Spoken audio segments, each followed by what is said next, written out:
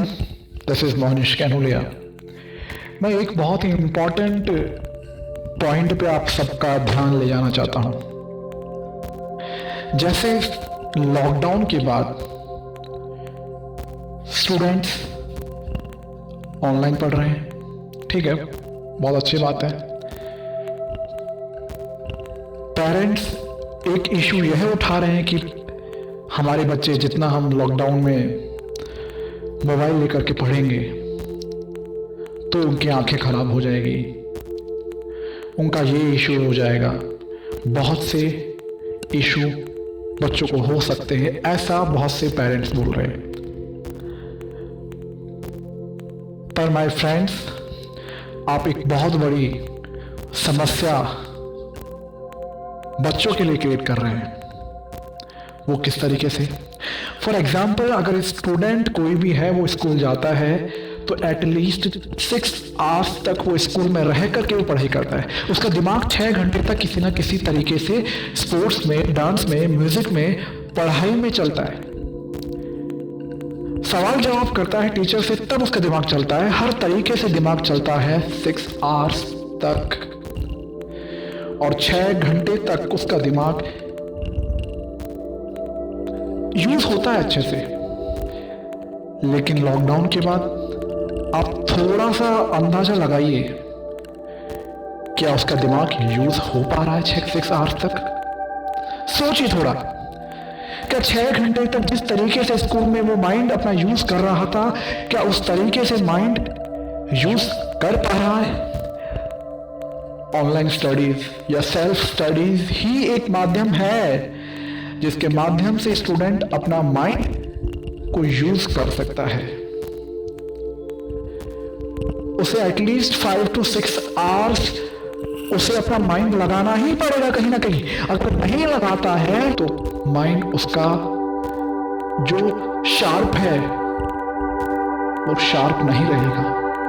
अगर एक कार को हम कई महीनों तक, एक बाइक को कई महीनों तक खड़ी रख दें, उसे चलाए नहीं, तो कार और बाइक भी खराब हो जाती है। हमने कई बार पढ़ा है, हमने कई बार सुना भी है, प्रैक्टिस मेक मैन परफेक्ट। करत करत अभ्यास के जड़ती होत सुजान। पर क्या अभ्यास हो पा रहा है? आप चेक कीजिए, क्या आपका बच्चा या आप स्टूडेंट, आप प्रैक्टिस कर पा रहे हैं? क्या उस तरीके से आप प्रैक्टिस कर रहे हैं? Check out. अगर नहीं कर रहे हैं तो कहीं ना कहीं समस्या हम में है। अगर प्रैक्टिस नहीं होगी, हमारा माइंड शार्प नहीं रहेगा, और शार्प नहीं रहेगा तो हमारा माइंड डेफिनेटली वो उस लायक नहीं रहेगा, उसमें उसकी एबिलिटीज खत्म होने लगेगी। सो प्रैक्टिस करते रहिए, अपने माइंड को यूज करते रहिए। अगर माइंड को यूज नहीं करोगे तो माय डियर फ्रेंड्स, बच्चों का दिमाग जितनी उसकी कैपेसिटी है उससे कम लेवल पे पहुंच जाएगी। कोई पॉसिबिलिटी नहीं है कि कब स्कूल या कॉलेज खुलेंगे, लेकिन यही टाइम है जब एक बच्चे की माइंड को एनरिच किया जा सकता है, उसके माइंड को शार्प किया जा सकता है। जो भी टाइम हमें मिल रहा है उसको यूज करवाना है। अगर वो इस टाइम को अच्छे से यूटिलाइज कर लेगा तो वो अपनी पर्सनैलिटी को बहुत अच्छे से ग्रो करा पाएगा। सो फ्रेंड्स, यही है समय, इसको यूटिलाइज कीजिए। एक बार एक गांव था। उस गांव में, आसपास के गांव में बारिश नहीं हो रही थी। 1 महीना निकला, 2 महीना निकला, बारिश नहीं हो रही थी।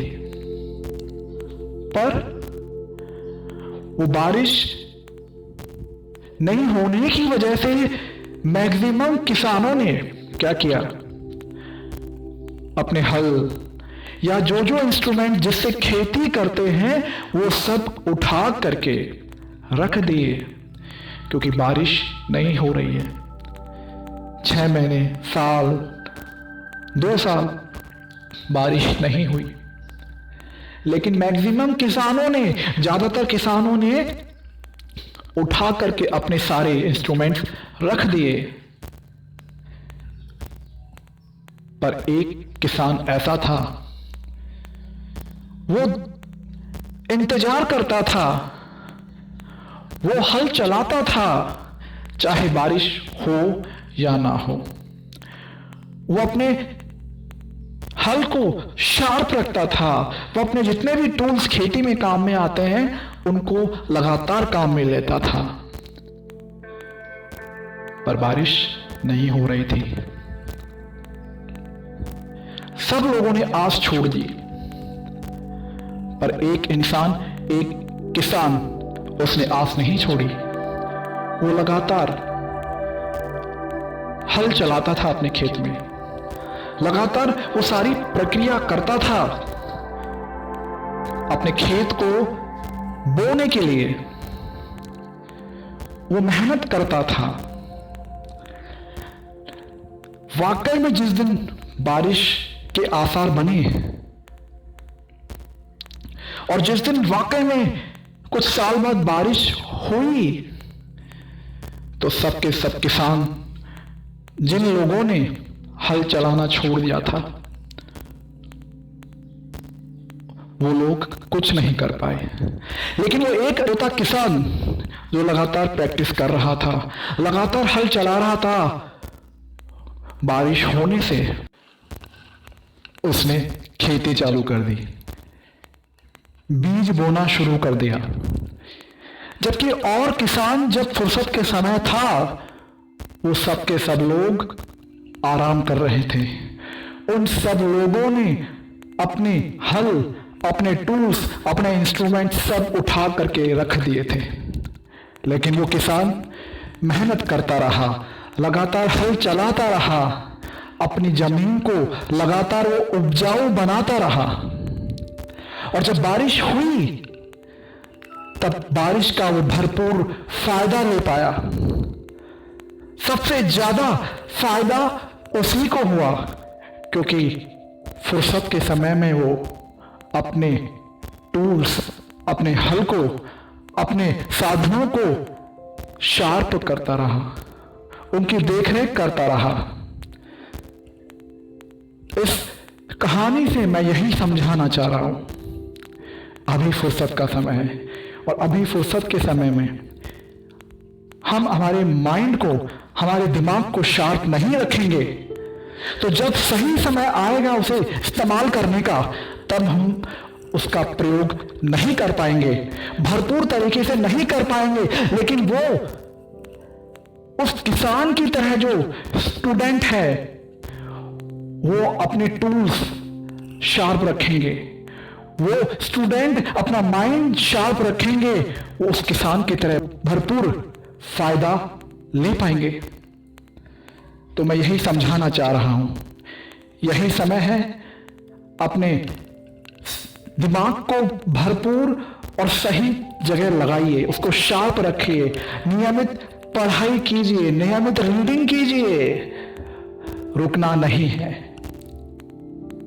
चलते रहना है, रोज कुछ ना कुछ पढ़ते रहना है, रोज कुछ ना कुछ जो होमवर्क मिल रहा है वो करते रहना है, ब्रेक नहीं देना है,